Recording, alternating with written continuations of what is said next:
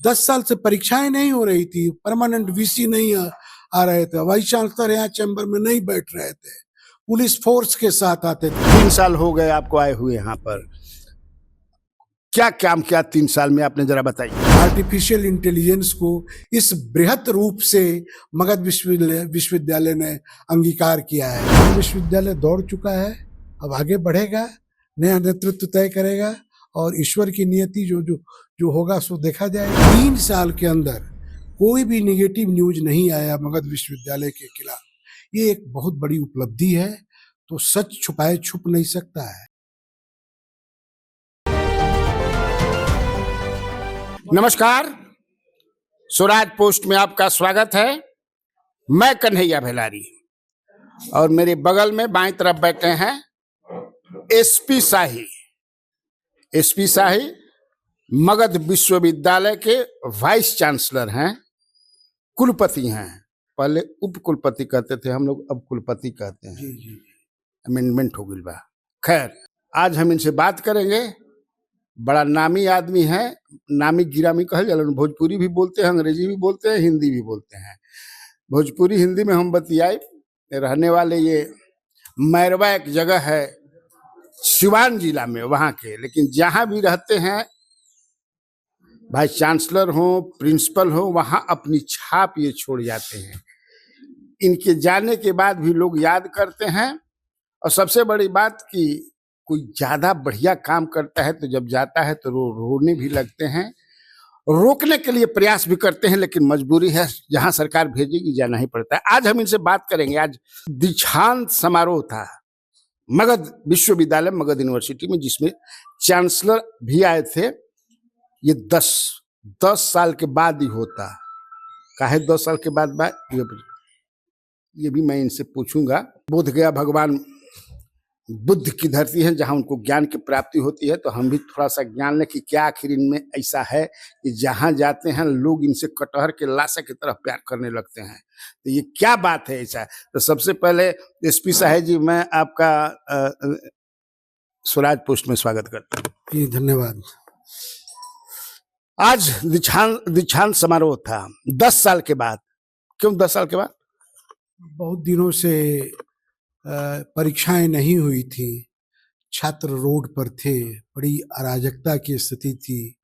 उन विषम परिस्थितियों में माननीय मुख्यमंत्री जी ने मुझे वाइस चांसलर बना के भेजा और हम लोगों ने छात्र हित में काम किया, परीक्षाओं का संचालन किया और हम लोगों ने सत्र को नियमित किया। 150 से अधिक परीक्षाओं का हम लोगों ने संचालन किया और बच्चे कैंपस में लौटने लगे, गतिविधियां बढ़ने लगी। एकेडमिक एक्सीलेंस का काम हम लोगों ने जबरदस्त किया, जिससे माहौल बढ़ा और 3 साल के अंदर कोई भी निगेटिव न्यूज नहीं आया मगध विश्वविद्यालय के खिलाफ। ये एक बहुत बड़ी उपलब्धि है, तो सच छुपाए छुप नहीं सकता है। हमारे विरोधी हो सकते हैं, समर्थक हो सकते हैं, लेकिन सोसाइटी तो सत्य बोलती है कि हमने क्या किया क्या नहीं किया। तो हम लोगों ने किया। मगध विश्वविद्यालय डिरेल्ड हो चुका था।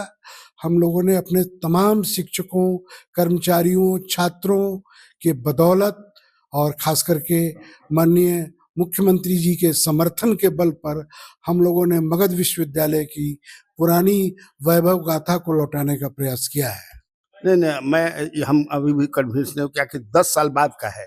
10 साल से परीक्षाएं नहीं हो रही थी, परमानेंट वीसी नहीं आ रहे थे, वाइस चांसलर यहाँ चैम्बर में नहीं बैठ रहे थे, पुलिस फोर्स के साथ आते थे। हम बैठते हैं 10 बजे से लेकर के 6 बजे तक बैठते हैं। तो वाइस चांसलर जब पुलिस फोर्स के साथ कैंपस में बैठेगा, छात्रों से नहीं मिलेगा, तो समस्या का निराकरण कैसे होगा? हमारी प्रवृत्ति रही है, मैं जहां भी रहता हूँ, मेरे डिक्शनरी में नो नहीं है। मैं काम करने के लिए हूँ, रिजॉल्व करने के लिए हूँ, फंसाने के लिए नहीं हूँ। और मैंने इसी भाव से जहां भी मैं गया, मैंने काम किया, उसको रिजॉल्व किया और ईश्वर की मदद रही, हमने सफलता पाई है। 3 साल हो गए आपको आए हुए यहाँ पर, क्या काम किया 3 साल में आपने जरा बताइए। सर, परीक्षाओं को नियमित करना एक बहुत बड़ी चुनौती थी और हम लोगों ने 150 से अधिक परीक्षाओं को कराया। ये साधारण चुनौती नहीं थी। 150 जी, 150 से अधिक परीक्षाओं को कराया। ये साधारण चुनौती नहीं थी। सेशन आपने नियमित भी कर दिया पूरा? बिल्कुल अपडेट है। मगध विश्वविद्यालय के सारे सत्र नियमित हो चुके हैं। और आपको यह ताज्जुब होगा कि बच्चे कैंपस में रोते थे, डिग्रियां नहीं मिलती थी, लोगों को नौकरी लग जाती थी, डिग्रियां नहीं मिलती थी। हम लोगों ने 2.5 साल के अंदर 5.5 लाख से अधिक डिग्रियों का वितरण किया। ये अपने आप में बहुत बड़ी उपलब्धि है। और मैं आपको विश्वास दिलाता हूं कि मेरे कार्यकाल में बच्चे मगध विश्वविद्यालय के कैंपस में आकर के रो करके नहीं जाते हैं, वो हंस करके जाते हैं। अभी कितने छात्र हैं यहाँ पूरा आपके? कितने कॉलेजेस वगैरह हैं? हमारे यहाँ 48 बीएड कॉलेज है, 20 कॉन्स्टिट्यूएंट कॉलेज है, 19 कॉन्स्टिट्यूएंट, 1 एफिलिएटेड कॉलेज है और 90 एफिलिएटेड कॉलेज है और 8 डेंटल कॉलेज और फार्मेसी कॉलेज मिला करके है। तो बाइफर्केशन के बाद भी मगध यूनिवर्सिटी में चुनौती थी। दुर्भाग्य रहा कि 23 के पहले मगध विश्वविद्यालय के सारे बच्चे पाटलिपुत्रा में एडमिशन ले लेते थे, लेकिन हम लोगों ने रोका ही नहीं, रोक दिया। पाटलिपुत्र से भी भगा के यहाँ ले आ रहे हैं। ये हमारी उपलब्धि है।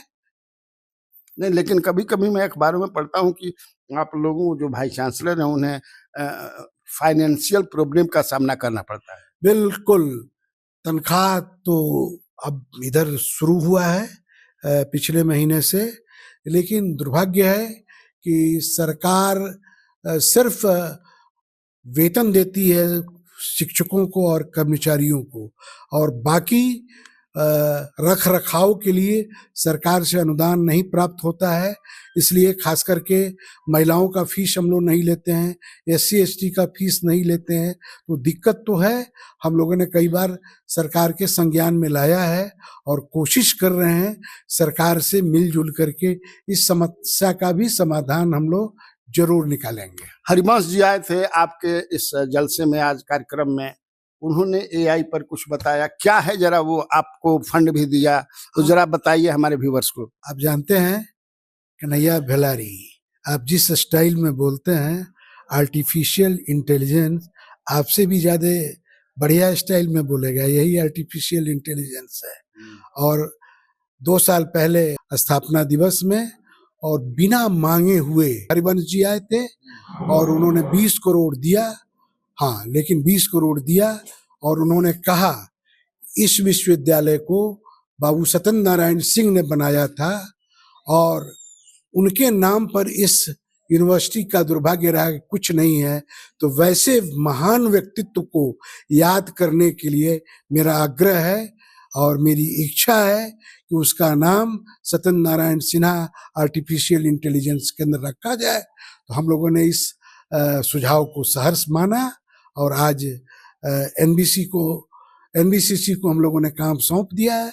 2 साल के अंदर स्थापना हो जाएगी। और आपको मैं बता दूं कि डिप्लोमा से लेकर के डिग्री के साथ साथ पोस्ट ग्रेजुएट तक की पढ़ाइयाँ होगी और पोस्ट ग्रेजुएट तक की पढ़ाई होगी और तीनों कोर्सेज के जो रेगुलेशन थे सबको राजभवन ने स्वीकृत कर दिया है। तो हम समझते हैं कि पूरे हिंदुस्तान के अंदर आर्टिफिशियल इंटेलिजेंस को इस बृहत रूप से मगध विश्वविद्यालय ने अंगीकार किया है।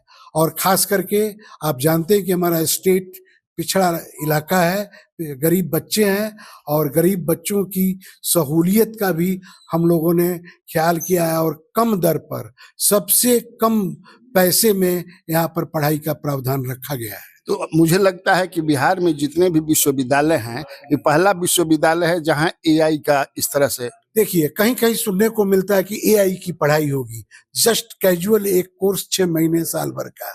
AI की कंप्लीट पढ़ाई का श्रेय देश के अंदर सिर्फ मगध विश्वविद्यालय को जाता है। अच्छा। जो डिप्लोमा से लेकर के पोस्ट ग्रेजुएट और रिसर्च की भी व्यवस्था मगध विश्वविद्यालय में की है और महामहिम राज्यपाल जी ने इसके लिए अपनी कोर्सेज वगैरह की सहमति प्रदान कर दी है। अच्छा, ये बताइए आपका टर्म भी लगता है पूरा होने जा रहा है, 3 साल के लिए होते हैं आप लोग वाइस चांसलर।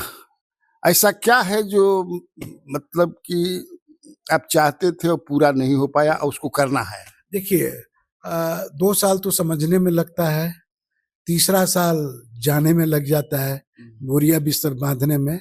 लेकिन हमारी समझ से 5 साल कार्यकाल होना चाहिए बढ़िया परफॉर्म करने के लिए। लेकिन दुर्भाग्य है कि अगर कहीं वाइस चांसलर गड़बड़ हो जाते हैं तो उस विश्वविद्यालय का दुर्भाग्य भी होता है। तो सरकार को समझ बूझ करके कोई निर्णय लेना चाहिए। इस पर मैं कोई कमेंट नहीं करूँ। कोई ऐसा काम जो आप चाहते हैं कि इसको करना जरूरी है, जैसे एआई आप कर लिए, बहुत कुछ यहाँ कर लिया, जहाँ भी जाते हैं बहुत कुछ कर देते हैं। इन कॉलेज में थे एज ए प्रिंसिपल, बहुत कुछ किया। यहाँ क्या आप देखते हैं कि इसके बाद मुझे ये करना है? देखिए यहाँ सब चीज पटरी पर है। अब जो भी व्यक्ति आए उसको सुचारू रूप से बैठे, छात्रों के बीच में रहे, कर्मचारियों के बीच में रहे। मगध विश्वविद्यालय दौड़ चुका है, अब आगे बढ़ेगा, नया नेतृत्व तय करेगा और ईश्वर की नियति जो जो जो होगा सो देखा जाएगा। देखिए, एसपी शाही जी ने बड़ी बेबाकी से अपनी बात को कहा। यूनिवर्सिटी दौड़ने लगा है, आगे जो आएगा वो देखेगा। ठीक है, हम लोग भी हैं, हम लोग भी देखेंगे। कैसा लगा ये इंटरव्यू कमेंट बॉक्स में जरूर लिखिएगा। नमस्कार।